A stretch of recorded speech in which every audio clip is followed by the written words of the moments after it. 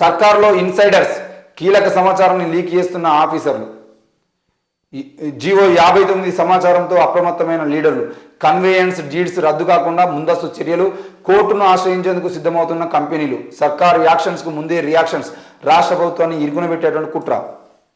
మరి మొత్తానికైతే ఆనాడు బీఆర్ఎస్ ప్రభుత్వంలో రేవంత్ రెడ్డి కొంతమందిని పెట్టుకొని అధికారులతో సమాచారం తీసుకొని ఏం చేస్తున్నాడు, మహారాష్ట్రలో ఏం చేస్తున్నాడు, వేరే రాష్ట్రాల్లో ఏం చేస్తున్నాడు, ఇక్కడ ఏం చేస్తున్నాడు, ఏ ఆఫీసర్లు ఏమేమి పని చేస్తున్నాడు, ఏమేమి జీవోలు వస్తున్నాయి, ఏంది అని తెలుసుకునేటువంటి ప్రయత్నం చేసినట్టుగానే మరి బీఆర్ఎస్ 10 ఏళ్ల పాలనలో ఎంతో కొంత లబ్ధి పొందినటువంటి అధికారులు, చిన్న అధికారులను మొదలుకొని పెద్దవాళ్ళ వరకు ఎంతో మంది ఉన్నారు. కాబట్టి కొంతమంది అయితే 10-12 సంవత్సరాలుగా ఒకే శాఖలో ఉన్నారు. కాబట్టి వాళ్ళు మరి ఈరోజైతే మరి ఏం జరుగుతుంది ఏంది అనేది సెక్రటరీలో, అసెంబ్లీలో ఏం జరుగుతుందని మొత్తాన్ని అయితే బీఆర్ఎస్కు పంపించడానికి ప్రయత్నం చేస్తున్నారు.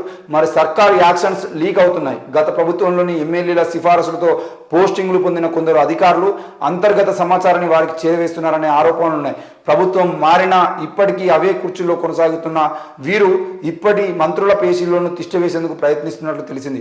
అయితే రెవెన్యూలో సీఎం రేవంత్ రెడ్డి ఆశించిన మార్పు రావాలంటే గత ప్రభుత్వంలోని పెద్దల కోసం పనిచేసిన అధికారులను గుర్తించి స్థానాలను చేస్తే కానీ మార్పు సాధ్యమయ్యే పరిస్థితి లేదనే అభిప్రాయం వ్యక్తమవుతుంది. ఏది ఏమైనా కూడా ఆనాడు ఎమ్మెల్యేలు, ఎంపీలు లేదంటే మినిస్టర్ల సపోర్ట్ తీసుకొని ఎవరెవరైతే చిన్న స్థాయి నుండి జిల్లా స్థాయిలో పనిచేయాల్సిన నాయకులు, జిల్లా ఆఫీసులో పనిచేయాల్సిన అధికారులు, వాళ్ళ నాయకులు అంటతో ఈరోజు ఆ మొత్తానికి సెక్రటరీకి వచ్చిర్రు.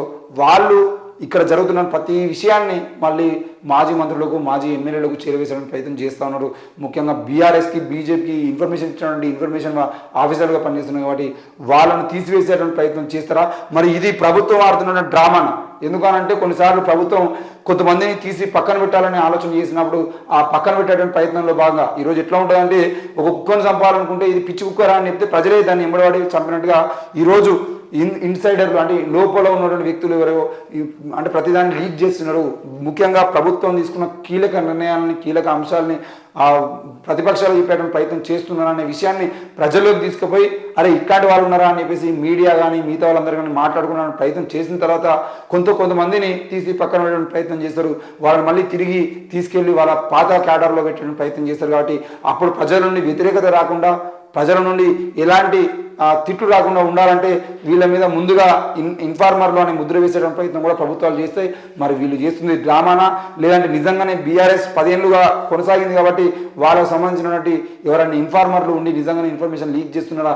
ఏది ఏమైనా కూడా సెక్రటరీకి సంబంధించినటువంటి ప్రభుత్వ నిర్ణయాలు తీసుకున్నటువంటి కీలకమైనటువంటి అంశాలు ఉండేటువంటి అవకాశం ఉంటుంది. కాబట్టి ఆ కీలకమైన అంశాన్ని బయటపెట్టడానికి ప్రయత్నం ఆనాడు బీఆర్ఎస్ ప్రభుత్వంలో ఉన్న వాళ్ళు చేసినా తప్పే, ఈరోజు కాంగ్రెస్ ప్రభుత్వంలో ఉన్న వాళ్ళు చేసినా తప్పే. ఒకవేళ ప్రజా వ్యతిరేక విధానాలను కనుక తీసుకుంటే వాటి విషయంలో ప్రజలకు నష్టం జరిగేటువంటి అవకాశాల విషయాన్ని ఏమైనా ఉండేదంటే ప్రజలకు తెలియజేసే విధంగా ఉండాలి తప్ప ప్రభుత్వం ఇంటర్నల్గా వాళ్ళ భద్రతకు సంబంధించిన విషయంలో కానీ మిగతా వాటికి సంబంధించిన విషయంలో కానీ తీసుకున్న నిర్ణయాలు ఏవైతే ఉన్నాయో వాటిని బయటపెట్టడానికి ప్రయత్నం చేస్తే అంటే ప్రభుత్వం తీసుకున్నటువంటి ప్రతి నిర్ణయం ప్రజలకు సంబంధించింది, అది బయటికి రావాల్సిందే.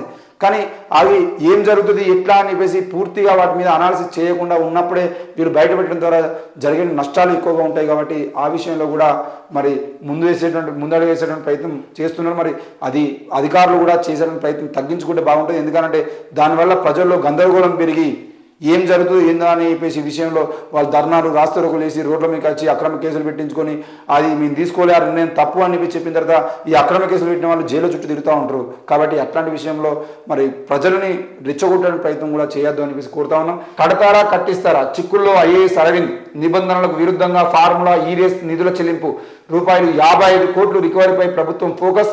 లీగల్ ఒపీనియన్ కోసం కసరత్తు, అడ్వకేట్ జనరల్ వివరణ కోసం ప్రయత్నం, నివేదిక అందగానే కార్యాచరణ ప్రణాళిక. మరి 55 కోట్లకు సంబంధించిన విషయంలో ఫార్ములా ఈరేస్ వ్యవహారంలో ఫార్ములా ఈరేస్ను రద్దు చేస్తున్నాము, ఆ కార్యక్రమాన్ని మేము తెలంగాణలో జరగనీయాలని చెప్పేసి కాంగ్రెస్ ప్రభుత్వం చెప్పినప్పుడు మరి రాష్ట్ర వ్యాప్తంగా ఉన్నటువంటి బీఆర్ఎస్ నాయకులు అని ముఖ్యంగా కేటీఆర్ కూడా స్పందించి ఈ ఫార్ములా రేస్ చేయబట్టి అంటే అది జరిగితే పెట్టుబడులు వచ్చేవి, పెట్టుబడులు రాకుండా కాంగ్రెస్ ప్రభుత్వం అడ్డుకుంది, ఇది సరైనది కాదు, ఈ ప్రభుత్వం ఇలాగే కొనసాగేదంటే అది ప్రజా వ్యతిరేక పాలన అయితే అని చెప్పేసి మాట్లాడడం జరిగింది. మరి ఈ విషయంలో రేవంత్ రెడ్డి సంబంధించిన విషయంలో వాళ్ళు బట్టి విక్రమార్క మరి ముఖ్య అధికారులు అందరూ సీరియస్గా తీసుకొని అసలు ఇది ఎవరిది ఏంది అని చెప్పేసి చూసేది ఉంటే అది 55 కోట్లకు సంబంధించిన విషయంలో అసలు ఎవరికి సంబంధం లేకుండా అక్కడ ఉన్నటువంటి ఐఏఎస్ అధికారి అరవింద్ సంతకం పెట్టి దానికి సంబంధించిన విషయంలో ఎలాంటి నోటిఫికేషన్ లేదు, ఏం లేదు, ప్రభుత్వం మరి ఇన్ని నిధులు కేటాయించని చెప్పి చెప్పకపోయినా కూడా దానికోసం 55 కోట్ల రూపాయలని ఇవ్వడం జరిగింది. ఒకవేళ ఈ రేస్ పెట్టినా కూడా ఈ రేస్ పెట్టినా కూడా కేవలం అది ఒక కంపెనీ లాభాల కోసమే పనిచేస్తుంది తప్ప అందరి కోసం కాదు అని చెప్పేసి కూడా బట్టి విక్రమార్క చెప్పడం జరిగింది. మరి అట్లాంటి విషయంలో ఈరోజు ఆ 55 కోట్ల రికవరీని ఎవరి సంతకాలు ఎవరి నుండి ఆర్డర్స్ లేకుండానే ఈయన మరి ఒక కంపెనీకి చెల్లించినటువంటి 55 కోట్లు ఏవైతేనే ఆ 55 కోట్ల రూపాయలను కనుక మరి రికవరీ చేసే ప్రయత్నం ప్రభుత్వం చేస్తే ఆ 55 కోట్ల భారం అరవింద్ అనే ఐఏఎస్ మీదనే పడుతుందా, మరి ఆ కంపెనీ తీసుకుంటుందా, మరి ఏ విధంగా చేస్తారు, ఏ విధంగా వాటిని వెనక్కి తీసుకొచ్చే ప్రయత్నం చేస్తారు అనేది అయితే ప్రభుత్వం మీద ఒక టాస్క్ ఉంది.